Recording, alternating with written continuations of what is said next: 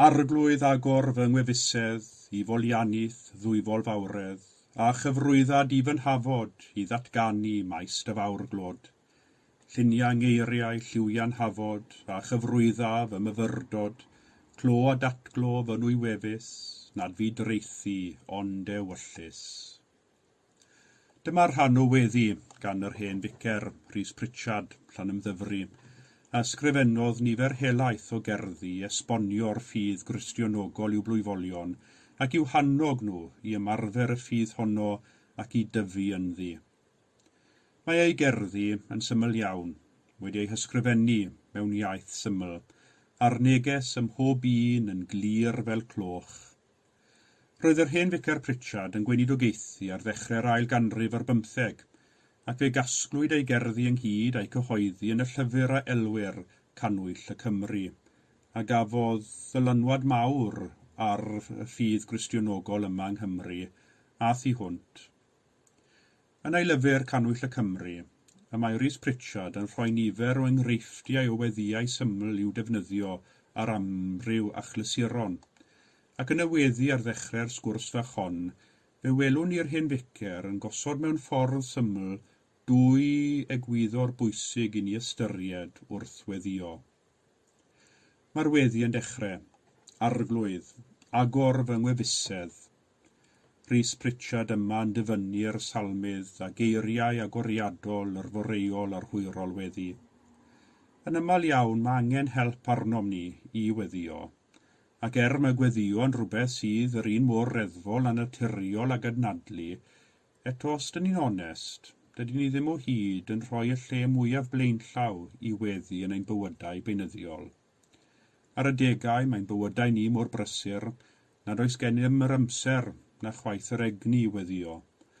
Ar y degau eraill, yr ydym yn ansicr am beth I weddio amdano, ac ar y degau eraill, dydy'r awydd I weddio ddim ynom.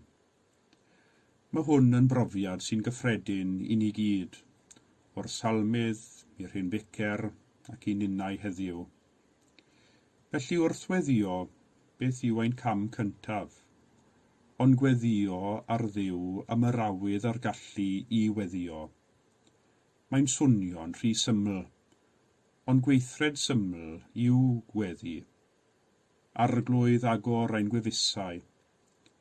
Yn y geiriau hyn, yn yr ymbil syml hon, yr ydym yn cydnabod nad ydym yn gweddio yn ein nerth ein hunain, ond yn nerth yr arglwydd, ac yn ymgolli yn y nerth hwnnw. Mae peryg I ni feddwl mae ein hymdrech ni gyd yw gweddi, ond ydy hynny ddim yn wir. Nid ymarfer ar gyfer yr ymenydd yw gweddi, ond yn hytrach diben gweddi yw gadael i'n henaid gwan gysylltu â nerth y dwyfol. Sant Paul a ddywedodd yn ei epistol at yr Rifeiniaid, a mae'r ysbryd yn ein cynorthwyo yn ein gwendid, oherwydd ni wyddom ni sut y dylem weddio, ond y mae ysbryd ei hun yn ymbil trosom a gochneidiau y tu hwnt I eiriau. A dyma ni'n dod at ail bwynt yr hen ficer. Nid yn unig y mae'n gweddio ar i'r arglwydd agor ei wefusau, ond hefyd yn gweddio iddo I lunio yng fy ngeiriau, lliwiau'n hafod a chyfarwydda fy myfyrdod.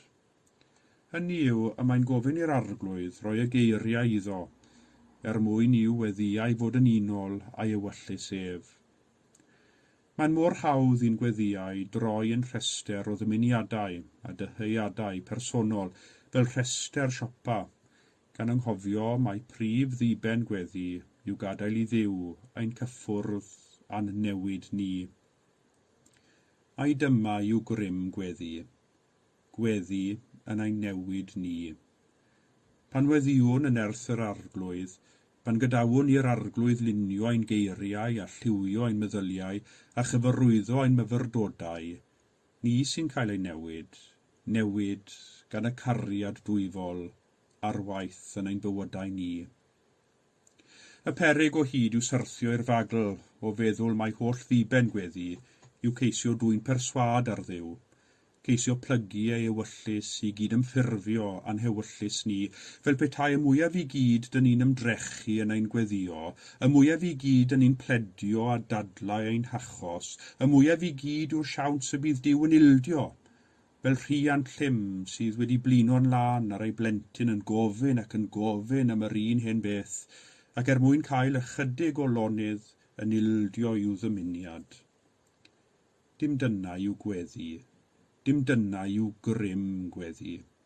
Nid ein hewyllus ni sy'n rhoi grym i weddi, ond ewyllus Duw sy'n gweithio ynom ni, arnom ni, ac ynom ni, a thrwom ni, y mae Duw yn gweithio trwy ein gweddiau, a theimlwn rym y gweddio ar waith ynom ni.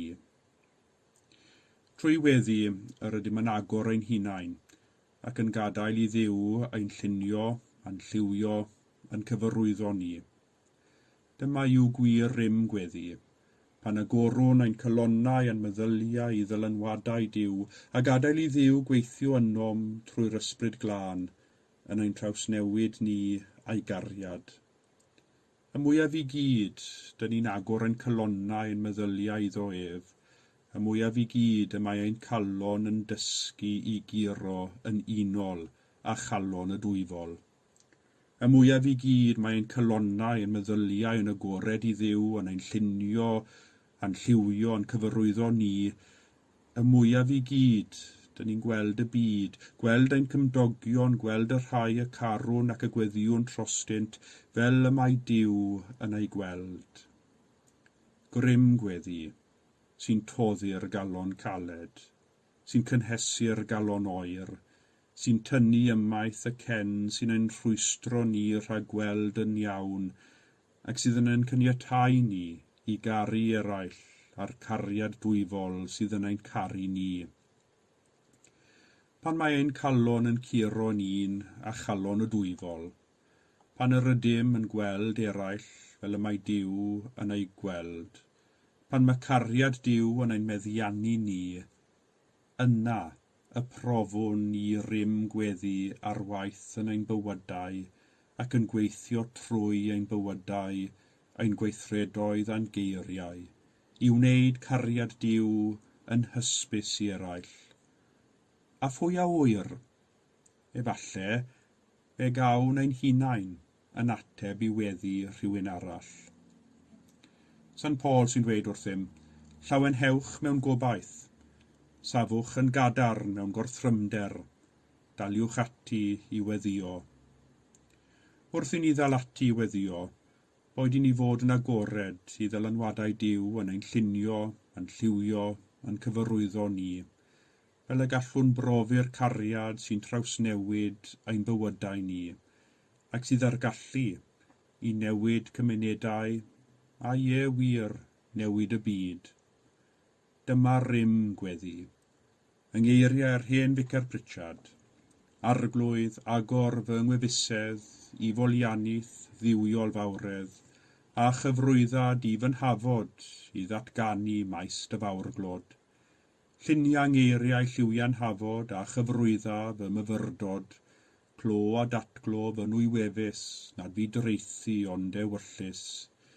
Byd myfyrdod fy holl galon, byd fy ngweithred am hamcanion, byd fy ngeiriau oll yn ddiddrwg a chymradwy yn dy olwg.